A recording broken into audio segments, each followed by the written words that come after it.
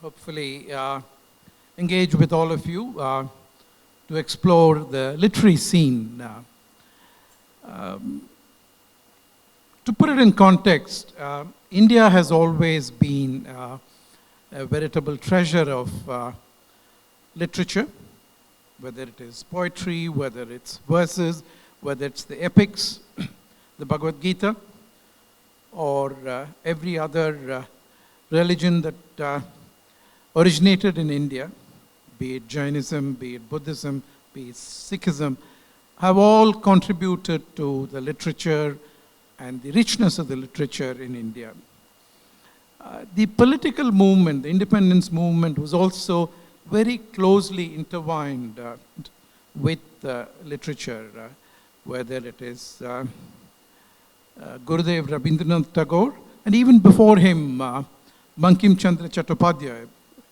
The British called him Chatterjee, almost like Chatterbox, so I quite don't like the name, but Chattopadhyay, Bankim Chandra Chattopadhyay, was the one who gave us that beautiful clarion call for independence, Bande Mataram, and the book itself was an inspiration, Anand Math. And this goes back. In fact, it was Gurudev Rabindranath Tagore who sang Bande Mataram at the Indian National Congress for the first time. And then the Indian president in 1950 announced that it would be a national song of India. So music, poetry, literature has always been very closely associated with the country's freedom movement as it marched towards independence. So I think it's appropriate that we are having this session today. And interestingly, it's, if you like, a curtain raiser for the Emirates Literature Festival, which is going to happen very soon, next week, which features also Indira Nui and a number of other leading Indian writers as well. So in our own little way, we are rather pompously or presumptuously calling this a LitFest session. And I hope it's the beginning of more such sessions. And we want to celebrate the two authors who published, despite COVID, during the last 18 months, two lovely books, a book of poetry, and a book which is focused on behavior, transformation, ontology, and more about it as I invite and engage with two lovely ladies. May I first invite Mrs. Bubbles Kandari. Bubbles ji, please do join me here.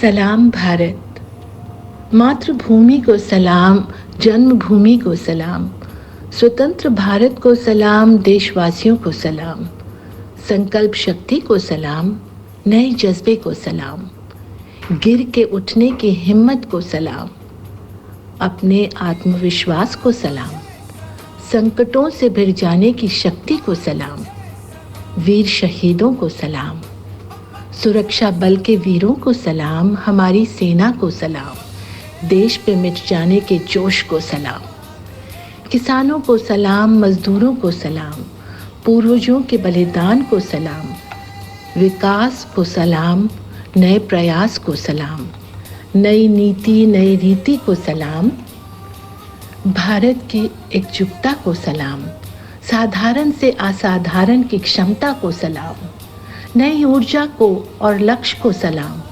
उभरती आत्मनिर्भरता को सलाम, अपना गौरव, अपने तिरंगे को सलाम, पूरे देश को सलाम, देश के प्रधानमंत्री को सलाम, नए भारत को सलाम, मेरे भारत को सलाम, आज के गणतंत्र दिवस को सलाम, वंदे मातरम, जय Hind.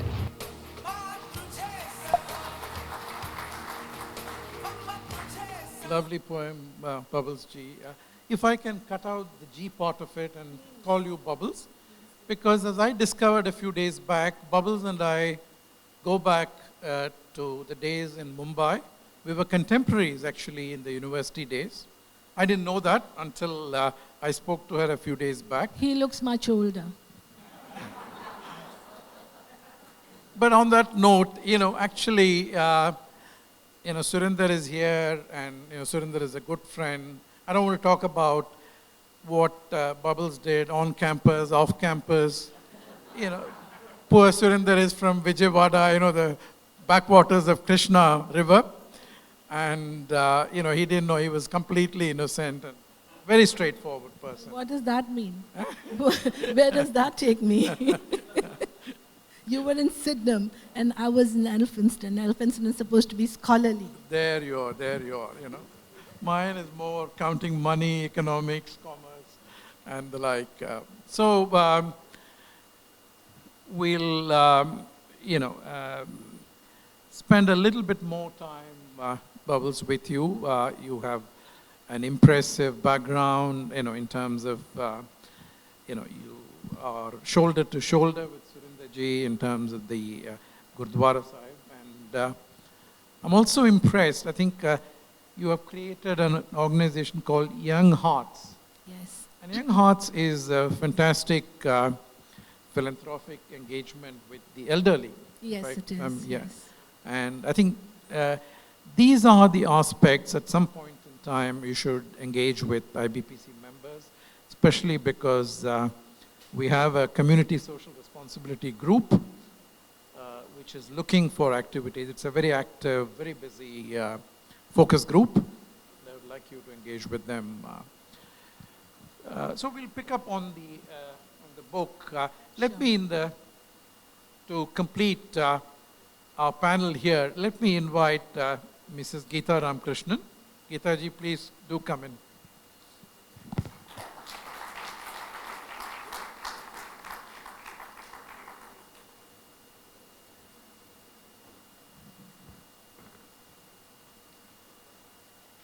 Geeta, of course, I know for many years, but I realized that she spent her university days at the Ruya College in Matunga, on the Matunga Road. And I also realized, I hope Ramesh realized it too, that while she was at college, she used to hang out, quote unquote, hang out outside Podar College, waiting for Ravi Shastri to emerge. Suresh, you were also at Podar College sometime, right? You were also there. I was also there, but Didn't she ignored me. She ignored me because she was a bachi. We used to call junior people. We didn't rag those days, but we did everything short of that. So, no, I think Ravi Shastri. I had to. I spoke to Ramesh, and then I had to speak to Saurabh Ganguly. This is not done. And so the rest, as they say, is history. So Geeta, from those days, after coming to Dubai, you have been literally supporting Ramesh in terms of developing the Transworld Group so remarkably, so amazingly, that today we're all very proud of the Transworld Group. It's one that has a listed presence in India. It's a listed company in India, and it operates across the Southeast Asia and the Middle East geographies. And it's an amazing company. It's an amazing group. And I think Ramesh built it, but I think he would be the first to acknowledge Geeta's contribution in that regard. So Geeta, thank you for joining us, and we'd like to discuss your book as well. But let me first direct my question to Bubbles. So Bubbles, you have always had a busy life. Despite that, how do you find time for poetry? What is it that inspired you to take to poetry? Because poetry is a discipline that many in leadership positions have taken. For instance, His Highness Sheikh Mohammed bin Rashid, the Prime Minister of the UAE and the ruler of Dubai, started engaging in Nabati poetry. And his son too, the Crown Prince, Sheikh Hamdan bin Mohammed. So poetry goes with leadership, people that have fairly lofty ambitions, fairly lofty ideals. In India, we talked about Rabindranath Tagore and Bankim Chandra Chattopadhyay, but also Sarojini Naidu, who was a stellar example of a poet who became a leader too. So what is it? And you were also leading not just the Al-Dabawi group in a sense, but established in the Gurdwara, which is an institution we're all very proud of in the UAE. So tell us how you have managed to very successfully combine poetry, which is a bent of mind, as Dharmendra used to say, emotion, drama, suspense, whatever else that goes with it. You've been managed to combine the two and yet remain poised, a fantastic example to the Indian community here. So tell us about that. Suresh, it's nothing to do with ambition or leadership. It's something that comes from your heart. Now, let me tell you, I started writing when I was in school.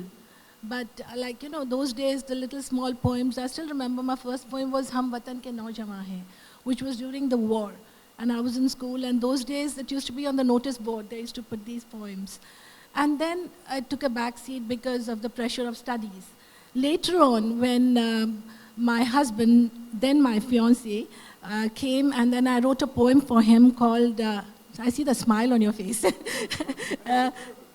It's called Ankahi Baatein. So that I wrote, and then that was the beginning of my writing. So when we came to Dubai, when I started writing more and more, and it was in all Khalij Times and Gulf News weekend magazines. So it encouraged me, and I kept on, and then I would say, I'd like to say one thing, but we were talking about the pandemic. During the pandemic, when people say they are depressed and things like that, I counted yesterday, 55 poems in 10 months. And that was my way of, giving vent to anything. And I felt that if there's something that we all have something within us that we can, get into it and try to do, so that you get rid of all these kind of negative thoughts that come. And many a times, even the negative thoughts can be poured into a prose or a poetry, so that it sort of lightens you and makes you feel that, well, life is not all that bad. It could be worse. So you have to find an outlet. And that's how I discovered. And even later, even now what inspires me? Nature, or God Almighty's creations, or for that matter, some memorable moments. That's when I don't think that I'm going to write. It's just few lines. I'm not saying I'm a born poetess or anything. 1 or 2 lines come to you and they encourage you, and then you just go with the flow, which is one of the reasons why I have written in 3 different languages. So somebody might wonder, how come you don't specialize in any one language? But it's not like that. When you are in any frame of mind and you are looking at something and the thought comes to you in that particular language, and you have the words and the the vocabulary to write, it just flows. So you just don't bother, because if you're thinking of in English and writing in Punjabi, it's so contrived, it's just not spontaneous. So that's what you need, which is why I have these poems in 3 different languages as and how they come to me. And then your other question, I think, how you want to ask me how the book was made? Yeah? How did I compile the book? Yes, I do think you would ask me the next question. Well, that was because, how shall I say? Well, poetry, as I said, is personal. But when it's shared, it's enhanced. Okay? So I just felt, what better person to share with than my husband of 50 years? So I decided that our 50th anniversary was in May, which is why I said that was the last I wrote, to compile this, which took 10 months by the time. I've been writing for so long, but I compiled all of that to dedicate this to my husband, my companion. I don't want to say more, it sounds too filmy, right? But yes, and it's from the heart, and it's Dil Se. So, and as I was sitting there, thank you. As I was sitting there, Vandana ji, she just told me when she just saw the title and said, oh my goodness, I have two WhatsApp groups that say Dil Se, and it's always from the heart, the one who writes. I thought that's wonderful just before coming up. So I thought I'll share that. Absolutely. So, Absolutely. So I think now Surinder should sing A.R. Rahman's song, Dil Se, to complete the cycle. But we'll keep that for another time because we just want the audience to stay put. Surinder, thank you. So I think, no, that's amazing. I think poetry is always fascinating, to read and to, to decipher the emotions, to really follow the thread of poetry, right? And, you've written beautifully about your two sons. And so, the book is clearly a feast of good, excellent poetry. So thank you. Appreciate, yeah. So moving to Gita, maybe from the poetic phase to the more practical one, if I may say that, although it's not entirely practical, ontology, if I understand correctly, is also, as somebody says, metaphysics. It's also about, behavior. It's also about, thoughts, and as you call it, my Zen steps to unleash success, balance, and happiness. Zen steps. Zen is Mahayana Buddhism, and this is contemplative, meditative. So there is a lot of philosophy intertwined with it. So tell us what made you write the book. I mean, this book is a fantastic guide for day-to-day living, improving many things about you, and you have also been a tremendous coach, engaging one-on-one. You offer free coaching sessions so that people start to get engaged and then build on some of the skill sets needed to achieve. So tell us about the book and what made you write the book. And it was interesting that if I can share that incident, which was a life-changing moment for you. Your daughter came back from school and you asked her what was the assignment today, and you said she said that it's an essay, and the essay was a few words that she wrote, saying, "My mother ate and slept." That's correct. She says, "Oh my God, for all these years, that's what she thinks I've been doing." And so, that's almost a life-changing moment for you in that sense. So tell us a little bit about that aspect as well, which drove you to,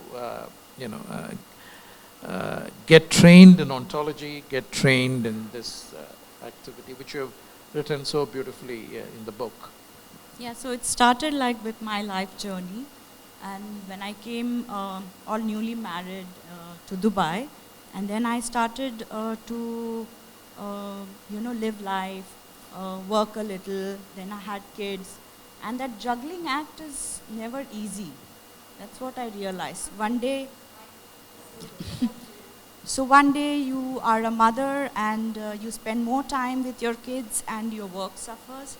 And I wanted to give my best to all the aspects, and it was actually left me stressed. It started affecting my physical health, my mental health, and like you said, when I spent time with my children, my children thought I ate and slept and did nothing else with my life, and I thought, oh my God, what am I teaching them, right? So that's when I came across this ontological coaching. So ontological coaching, while it's a very philosophical way of living, introspecting life, it also has practical steps that you can implement, very easy to use. Like, for example, like I'm smiling now. Like I don't need a reason to smile. I just put on this image of smiling, and suddenly I feel that confidence come inside me. And that's ontologic. And that's a very easy step we all can incorporate in our life, because we are all stressed, we all multitask, and then sometimes we just forget to smile. So all these ideas I put in a book form, very easy to use, you can implement. And then everybody has stress, but at least we learn how to balance it. I was impressed because, you put it together and presented it in a very simple and yet very practical way to approach it. There are pages for work notes, and there are specific action steps. You can actually read the book. It's almost like a self-help book in that sense, for yourself and in terms of quality of life. So yeah, I think because, one is to understand the philosophy of life, and we all know that if we smile, we'll feel lighter. But I like it to be accountable. So the action steps that follow and you practice, that's what makes the change. Absolutely. So Bubbles, going back to Dil Se, read us a few verses if you can, please. Yeah, sure. I know there's paucity of time, so I'll read a very short poem and then one more. Just give me a moment.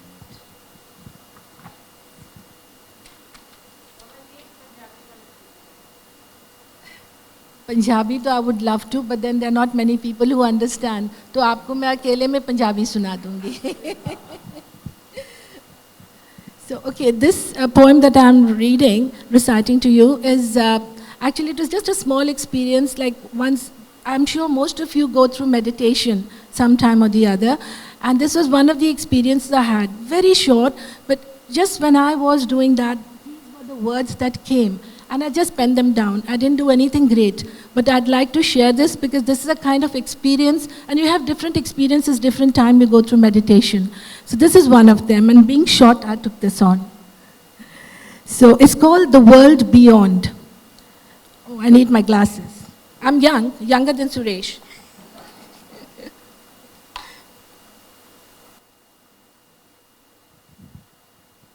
The world beyond. Close your eyes and see the world beyond, where peace and tranquility are always found.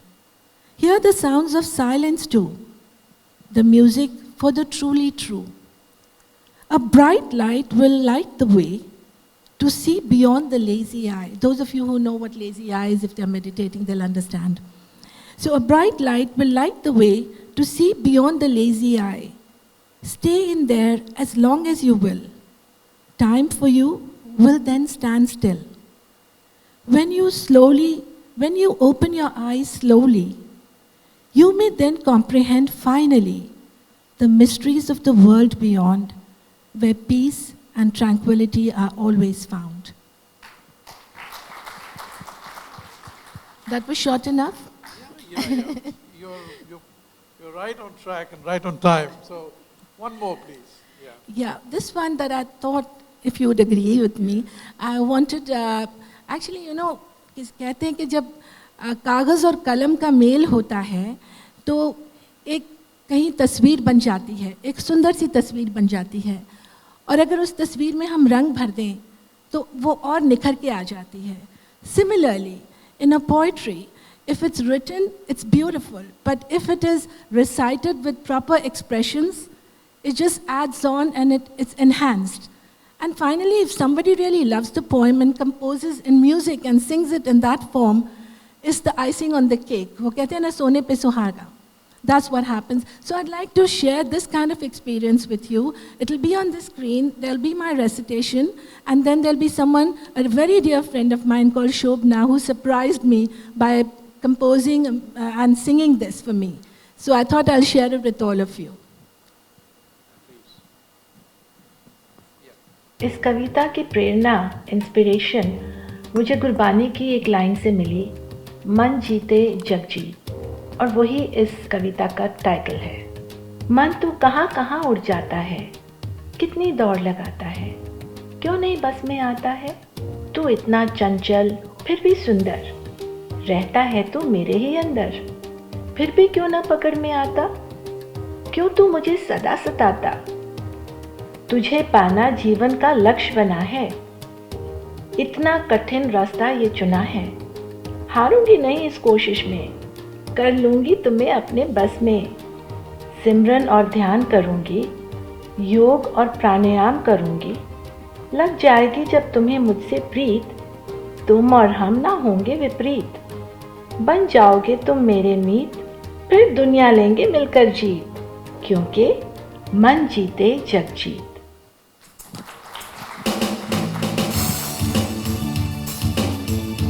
Thank you, thank you. तो कहाँ कहाँ उड़ जाता, कितनी है दाग लगाता, क्यों नहीं है बस में आता। मन जीते जग जी, मन जीते जग जी, मन जीते जग जी, मन जीते जग जी।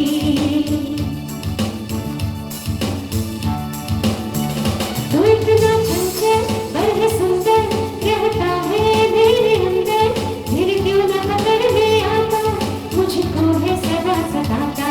मन जीते जग जी, मन जीते जग जी, मन जीते जग जी, मन जीते जग जी।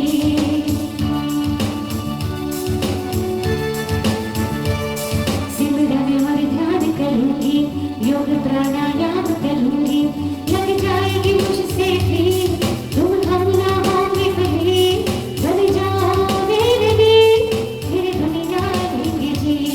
मन जीते जग जी, मन जीते जग जी, मन जीते जग जी, मन जीते जग जी, मन जीते जग जी। ओ मन जीते जग जी। Shobna, of course, is well known to this audience. She has entertained, IBPC members many times with her magical songs and voice quality. Amazing, amazing. This was complete surprise to me. I had no idea she was doing this. I was Very really good, very so pleased. And I thought I had to share it with everybody. Absolutely, it's a beautiful song, beautiful song. So moving to Zen steps. I like the Zen steps, part of the book. Can you read a few extracts in a similar way, perhaps? We can bring it up on the screen, but if you want to... So it's there in the screen, but I thought I'll explain a little Okay, bit. okay. So my first chapter is about how you can move from being a zero to a hero. Now, so in my book, there's a character called Sonia, and she's always complaining, and things always happen to her. Like here in this case, she got a plate. She had to take children to school, and her car was the tire was punctured. She has a meeting, and she just complaining and very resentful about everything in life. And like we all know, nobody likes complaining people. So what do you do about this whole situation? There's one thing that we can do is, of course you cannot fix the tire, or you cannot imagine that the tire will be punctured, do nothing about it. But what is in our control once we start taking responsibility, like it could be hard, but getting up half an hour early, for example, planning your day a little more, these are things that are in our control. We can do, however hard it might sound. Still makes a big difference. So that's how you start improving on your confidence level. You start giving back. I think it just makes you from zero. That's how it makes you from zero to hero. The hero is of your life, what you want to be. It allows you to achieve. It's all within us. That's the first one. Excellent. Do you want to tell us a little bit more? Well, the book has like 12 chapters, similar ones, but what I'm focusing is on like easy to use brain hacks, because what happens is the moment, like I said, smiling, another thing is meditation. Now we all know what is meditation, at least in being very an integral part of our country. Yet when we use small meditation techniques now and then in our lives, at least a couple of times in a day, like, you breathe in and you breathe out, especially when you're stressed. I mean, it is quite, you may not do it when you're stressed, when you're angry, you don't feel like breathing, or you just are so irritated, but yet when you take a step back, it gives a break to the brains. Usually when you're stressed, what happens is the creative, intuitive part of your brain is shut down, and this acts like a break, just small breathing in and breathing out.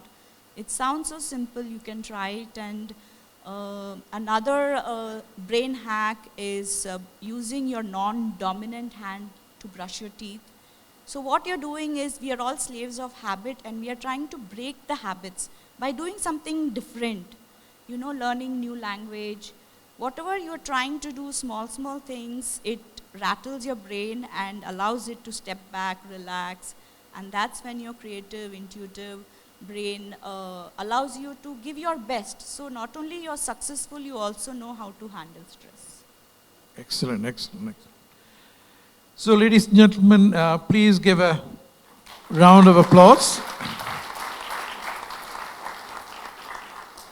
Both are homegrown, outstanding authors and poets, and more importantly, they have published, they've had the courage to publish, and both are bestsellers in a sense, and it's available on Amazon and Kindle and the like.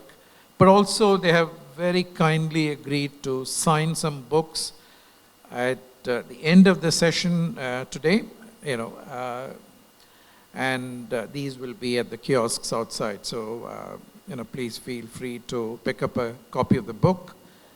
And at that point in time, you can engage whether you want a Punjabi song, etc. And I hope Bubbles will have the time to sing. We'll keep her all primed up for that. So, on that note, thank you very much, Bubbles. Thank you, Geeta. It's been an absolute really pleasure. appreciate. Absolute pleasure. I'd like to add here, just for your information, that with every book I have a USB which is given, in which all my 111 poems I have recited personally. So just in case you don't have time here, you can hear all, whether Hindi, Punjabi and English. All are there, and with each book that USB is being given. Thank you.